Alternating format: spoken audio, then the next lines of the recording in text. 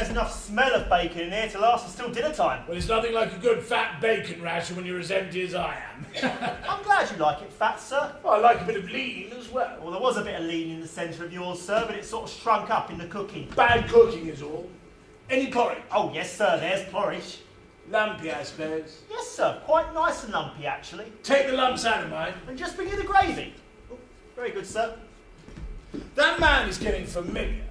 He's not a bad cook. I say, do you realise he's washed his dishcloth? Yes, I told him about it. Did you really? You've got some pluck. How'd you go about it? Well, I wrote and asked my wife for a packet of Lux.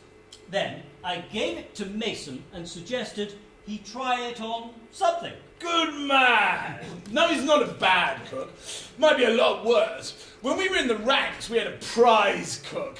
Guy, he was a plumber before the war. You should have seen the stew he made. Thin isn't the word. Put a bucket full of his stew in the bath, pull the plug, and the whole thing would go down in a couple of gurgles. I've taken the lumps out, sir. Good. Keep them and use them as dumplings next time we have boiled beef. Very good, sir. Yeah, that plumber was a prize cook. Lucky for us, he set himself on fire making the tea. He went home pretty well fried. Did Mason get that pepper? Yes, here it is. Good, must have pepper. I thought you were on duty. I'm supposed to be. Stand-up sent me down to have my breakfast. He's looking after things until I'm finished. Oh, he'll have a long job then. No, I'm a quick eater. Hi, Mason! Bacon! Coming, sir. It's a wonderful morning. Isn't it lovely? Kind of makes me feel young and hopeful. I was in that old trench under the brick wall just now, and blooming hell if a blinking bird didn't start singing.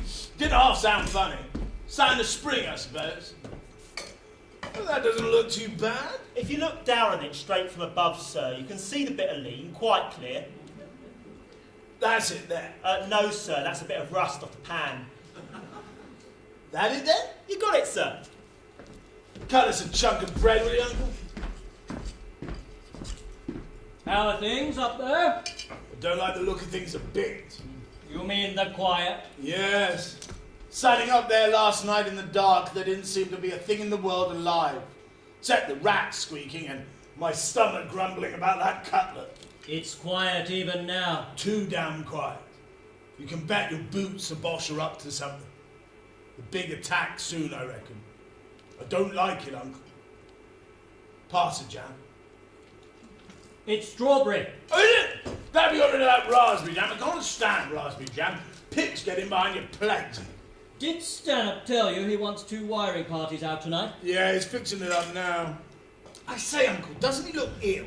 Yes. I'm afraid he's not well. Nobody be well who goes on like he does. You know when you came up to relieve me last night? Yeah. Raleigh and I came back here and there was Stanhope sat on his bed drinking a whiskey. He was white as a sheet. God, he looked awful. He'd drunk the bottle since dinner. I said hello, didn't seem to know who I was. It was uncanny, wasn't it, Raleigh? Yes. Just went, better go to bed, Riley. As if Riley had been a school kid. Did he? Well, look at this sun, eh? It'll be quite warm soon. It's warm now. You can feel it on your face outside if you stand in it. First time this year. I hope we have a hot summer. So do I. Funny thing about that bird. Made me feel quite braced up. Made me think of my garden of an evening, walking around in my slippers after supper, smoking a pipe. You keen on gardening, eh? I used to do a little bit of an evening. I had a fine grass plot in front with flower borders, geraniums, lobelia, calceolaria, you know, red, white and blue. Looked rather nice in the summer. Yes. Had some fine hollyhocks out the back. I went 8 feet high one year. I took a photo of it. Like he said. I would.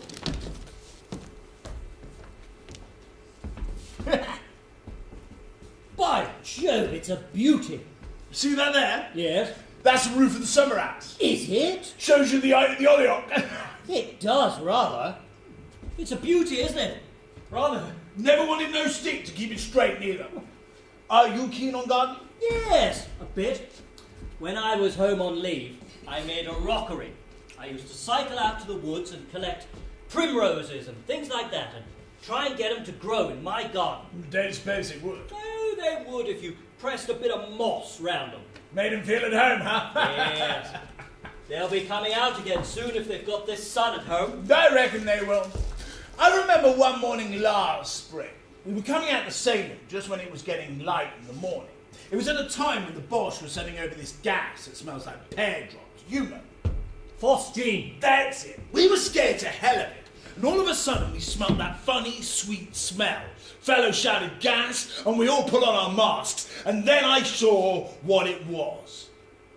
Well, what was it? Only a blinking May tree coming out of bloom growing beside the path. We did feel like a lot of silly poops putting on our gas masks because of a damn May tree.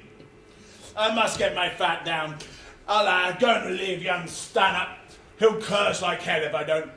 Bet he's got a red-hot liver this morning. I'll relieve you at 11. That's right. I don't like this time of day in the line. The boss has just had breakfast and sent over a couple of whiz-bangs and rifle grenades just to show he hasn't forgotten about us. Still, I'd rather a bang or two than this damn quiet. Cheero! Cheero. Cheero.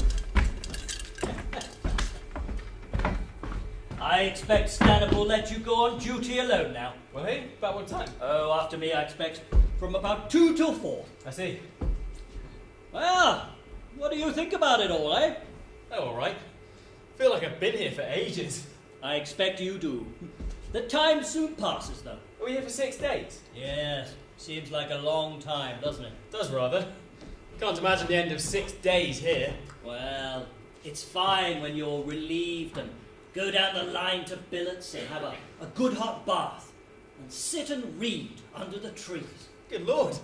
Feel I haven't seen a tree in ages. Not a real tree with leaves and branches. Yeah, I've only been here for 12 hours. How do you feel up in the front line? Oh, all right. Seems so frightfully quiet and uncanny. Everybody creeping about and talking in low voices.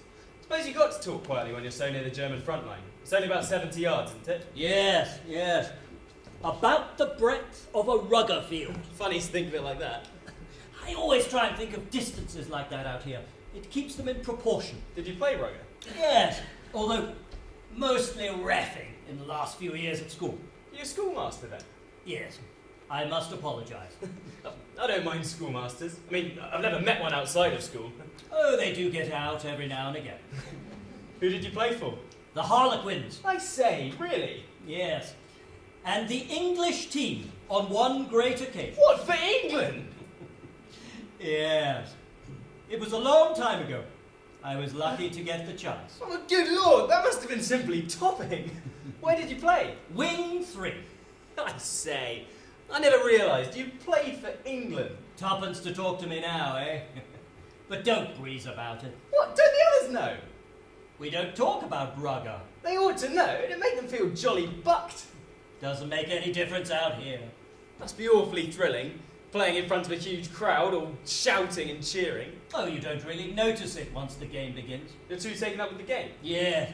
I used to get wind up playing at school with only a few kids looking on. Well, you notice it more when there are just a few. I see. Have you seen this? What is it? Trotter's plan to make the time pass more quickly. 144 little circles, one for each hour of 6 days. He's blacked in 6 already. Well, he's 6 behind. It's a good idea. I like Trotter. Yes, he's a decent chap. He makes things feel natural. He's a genuine sort of chap. That's it, he's genuine. Oh, how topping to have played for England. It was rather fun. The Germans are really quite decent, aren't they? I mean, outside of the newspapers. Yes. I remember once, up at Wipers, we had a man shot when he was out on patrol, just at dawn. We couldn't get him in that night. He lay out there, groaning all day. The next night, 3 of our men went out to get him in. It was so near the German trenches, they could have shot our fellows one by one. But as our fellows began dragging the wounded man back across the rough ground, a big German officer stood up in their trenches and called out, "Carry him!" So our men stood up and carried the wounded man back. And the big German officer fired lights for them to see by. Really? The next day we blew each other's trenches to blazes. It all seems rather silly, doesn't it? It does, rather.